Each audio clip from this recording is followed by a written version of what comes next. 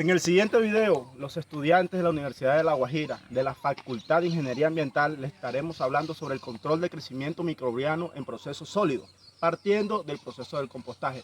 Mi nombre es Jeremy, síganme en esta aventura. Hola, mi nombre es Luis Camilo Vega y le venimos a hablar sobre el compostaje, el cual es un proceso biológico encargado de transformar residuos orgánicos como el que tenemos acá presente a un producto estable y rico en nutrientes llamado compost. El crecimiento microbiano en este proceso es fundamental debido a que algunas bacterias, hongos u otros microorganismos son los responsables de la descomposición de dicha materia orgánica.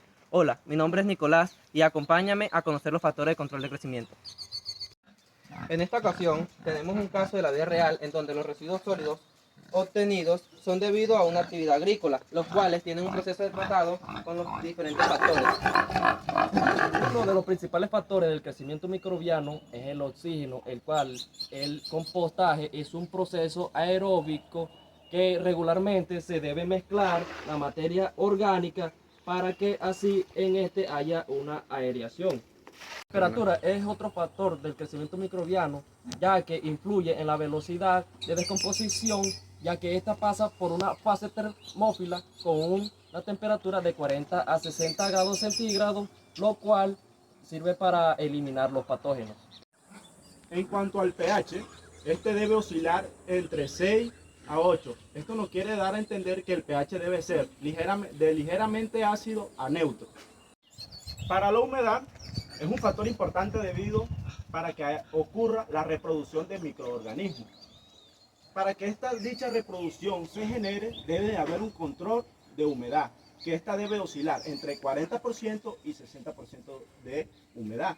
Si esta no se le tiene un control, puede ocasionar, como es en este caso, que nosotros que estamos aquí presentes podemos notar un mal olor en nuestro compost. Otro factor a tener en cuenta es la relación carbono-nitrógeno. En cuanto al carbono, es obtenido debido a la materia orgánica como lo son hojas secas, pajas, entre otros, mientras que el nitrógeno es obtenido gracias a los restos de comida, ya sean cáscara de frutas, entre otras. Y finalmente, otro factor a tener en cuenta es el trozado. En este caso, vemos y presentamos un proceso de compostaje en donde el trozado pasa a ser de partículas más grandes a partículas más pequeñas, permitiendo así una mejor producción de compostaje. En conclusión, el control de crecimiento microbiano en residuos sólidos en el proceso de compostaje ayuda a minimizar la carga de microorganismos que pueda llegar a obtener el compost final, el cual puede ser utilizado para la siembra o riega de cultivo. Al haber una disminución de microorganismos en él, puede tener mayor eficacia al momento de ser utilizado para las actividades agrónomas. El segundo proceso de control de crecimiento microbiano es la incineración, la que se da por la combustión entre materia orgánica e inorgánica con el fin de disminuir el volumen de los residuos sólidos. El control de crecimiento microbiano en este proceso se da gracias a las altas temperaturas, las cuales oscilan entre los 800 y 1000 grados centígrados, lo que nos permite la inexistencia de microorganismos como las bacterias, hongos y los virus. A diferencia del proceso anterior, el principal factor de control de crecimiento microbiano es la temperatura. Otro de los factores de control de crecimiento microbiano, comparándolo con el proceso del compostaje, es la humedad. Debido a que los microorganismos deben poseer una humedad relativa entre el 40 y 60% en la incineración, al ser un ambiente seco y con prácticamente una humedad inexistente, el crecimiento y reproducción de microorganismos no se puede dar. Este proceso de control de crecimiento microbiano se da en residuos sólidos como son los hospitalarios con el fin de minimizar la propagación de enfermedades, al igual que en la parte de agricultura y ganadería con el fin de eliminar agentes como pesticidas u otros contaminantes. El control de crecimiento microbiano en la restauración de humedales es importante debido a que los microorganismos hacen parte del ciclo biogeoquímico, algunas depuraciones de contaminantes y estructuras del suelo. Dicho control está dado por diferentes factores como Lo son oxígeno, temperatura, pH y concentraciones de nitrito y nitrato. El oxígeno en este humedal se da la aireación gracias de manera natural por los factores del viento. La temperatura se da gracias a la que esté haciendo en el momento exacto del medio. Y el pH debe estar de acuerdo de 6 a 8, ya que este debe ser un pH neutro a las acciones del medio, que van de acuerdo a la composición de nitritos y nitratos.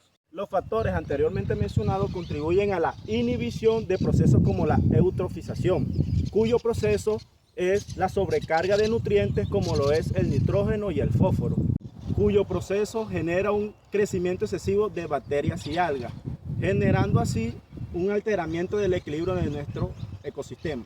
En la contaminación por patógenos tenemos la presencia de microorganismos patogénicos, como lo son las bacterias, virus y parásitos. Este puede provocar un riesgo para la salud humana y fauna silvestre del ecosistema. Es más peligroso cuando los microorganismos agarran inmunidad ante el antibiótico, nos evita el control y ellos aumentan su reproducción y crecimiento. A diferencia de los otros procesos de control de crecimiento, en la restauración de humedales, uno de los factores principales son las concentraciones de nutrientes, ya sea nitrito, nitrato, la concentración de nitrógeno y fósforo, debido a que el crecimiento de las bacterias y microorganismos y al hacerse inmune a sus antibióticos evita las restauraciones de los humedales y así minimiza su control. Como manera final tenemos el enfoque One Health, que es la relación intercomunical entre la salud humana, ambiental y animal. Entre el control de crecimiento de residuos sólidos en los tres procesos que vimos, partiendo del compostaje, se daba hacia la salud ambiental, en donde el control de crecimiento microbiano en el compost evita así una contaminación de patógenos al momento de ser utilizado para la siembra de cultivos u otras especies de plantas. En cuanto a la incineración, contribuye a la salud humana, debido a que la incineración y la quema de todos esos agentes que pueden producir enfermedades, ya sean bacterias o virus, e incluso parásitos, evitan así una proliferación de enfermedades hacia la salud humana. Y por último, en el caso de los humedales, se da tanto en enfoque ambiental como en enfoque animal. En el enfoque ambiental para la restauración de ecosistemas y en el enfoque animal para poder así aumentar una especie de fauna y flora.